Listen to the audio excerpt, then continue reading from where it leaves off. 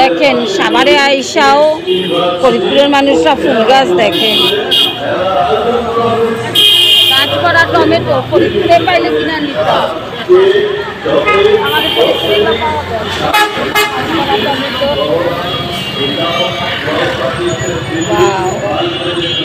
দারুণ। আসো, নতুন একটা ভিডিওতে আপনাদের সবাইকে স্বাগতম। আজকে সাভারের কিছু বিশেষ ভিডিও আপনাদের সামনে আনছি। হাই গাইস, আমি এখন সাভারের স্বপ্নতে অনেক সুন্দর অফার দেয় ফরিদপুরে, যা কখনোই পাই না। সেটা হচ্ছে এখানে দেখেন প্যারাগন গ্রুপের কত সুন্দর সুন্দর অফার দিচ্ছে, পরে তাই অফার আছে। তারপরে চিকেন ললিতে অফার আছে। আপনারা যদি এই সুবিধাগুলো নিতে চান তাড়াতাড়ি সাভারের এখানে চলে আসবেন। তো আমি যে নেবো, আমি তো আজকে নিলে আমি তো যাবো 2 দিন পরে, আমার তো হিসাব করতে হবে। তোমাদের থাকে কয়দিন অফার? থাকে না না রেগুলার করোটাতে রেগুলার। ও বলতেছে কি যে এগুলো আসার সঙ্গে সঙ্গে নাকি সেল সমস্যা বলে। আমি একটা চিকেন বল নিলাম, যেটার দাম ছিল 200 টাকা, আমি পাচ্ছি 175 টাকায়। এবার সাভারে স্ট্রিট ফুডের স্বাদ নিতে আমরা চলে এলাম এনামের অপোজিটে, এটা থানা রোডে। অনেক ভ্যান নিয়ে দাঁড়া থাকে আর এত মজার খাবার। আমরা বার্গার খাবো বলে এখানে বসেছি। সুন্দর করে আমাদেরকে বার্গার বানিয়ে দিচ্ছে। আমি, আমার মেয়ে, ছেলে 3 জনে খাচ্ছি মজা করে। এরপরে আমরা দেখাচ্ছি যে এখানে কত লোক ওই পাশ থেকে রাস্তা শুরু করে এই পাশ পর্যন্ত একদম লাইন ধরে বসে যে যার মতো সুস্বাদু খাবার খাচ্ছে। অবশ্যই সেটা স্ট্রিট ফুড।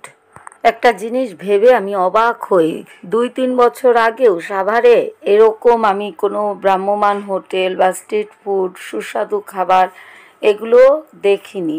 এমনকি আমার ভাস্তিরা এসে আমাদের ফরিদপুরের এই খাবারগুলো খেয়ে খুব মজা পেত।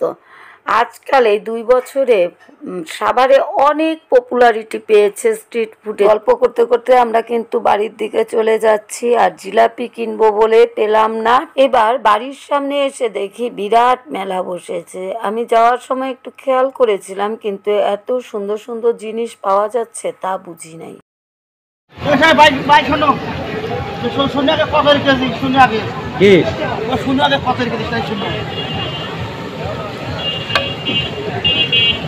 ওইটা কিসের গুড়? আখের গুড় ছিল চিনিটাই বেশি দিয়ে বানা দিচ্ছি।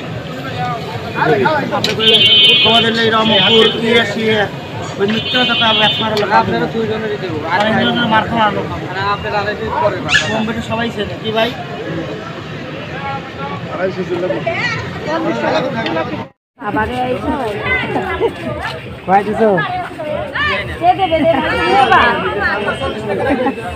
সাভারে রান্না বান্না ছাড়ছে না। এই যে দেখি পেঁয়াজি কাটবো, এই ডিসিশন নিয়েছি এইখানে বসে আপনাদের জন্য পেঁয়াজি ভাজবো। তার জন্য কি আপনারা একটা লাইক কমেন্টস করবেন না? লাইক করেন, কমেন্টস করেন, শেয়ার ডান করেন, আর সাবস্ক্রাইব তো করবেন। দেন কি সুন্দর জিলাপি ভাজতেছে, দেখছেন? হ্যাঁ, টাকা নিয়ে গেছিল। বিশ্বজোড়া সংসার আমার। এই সংসারে বসে বসে আমি ভাইচা খেতেছি, আপনারাও সংসারে বসে বসে ভাইচা খান। গুড়ের ভালো বানায়। আরে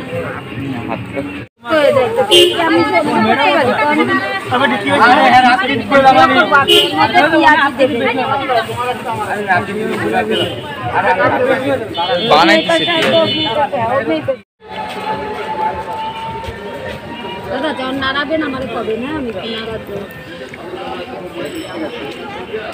বাড়িতে রাঁধতে অসহ্য লাগে।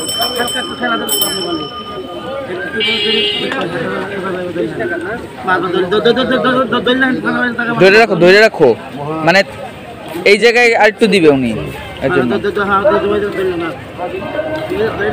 আমার আইসা কয় যে আপা আপনি বসে গেছেন। এই যে আলহামদুলিল্লাহ পরে খায়েন। বাড়িতে রাঁধতে রাঁধতে অসহ্য হয়ে গেছে, এখন ভাবছি এই ভাইদের সঙ্গে একটু কাজ করি। তো অসহ্য হলে আবার কাজ করে কেডা? এইটা তুমি বুঝবা না বাবা। কি আপনারা আমারে ভাইরাল না করেন, আপনারা একটা লাইক কমেন্টস করবেন না? লাইক করেন, কমেন্টস করেন, শেয়ার ডান করেন। আর সোজোড়া সংসার আমার, এই সংসারে বসে বসে আমি ভাইজা খেতেছি, আপনারাও সংসারে বসে বসে ভাইজা খান। অনেক দুষ্টুমি করলাম, ভাজা পোড়া দেখালাম, নিজে ভেজেও খাওয়ালাম। এর জন্য লাইক কমেন্ট শেয়ার করে আমার সাথে থাকেন। আপনারা ভালো থাকেন, সুস্থ থাকেন, আমার জন্য দোয়া করেন। Tata, bye bye.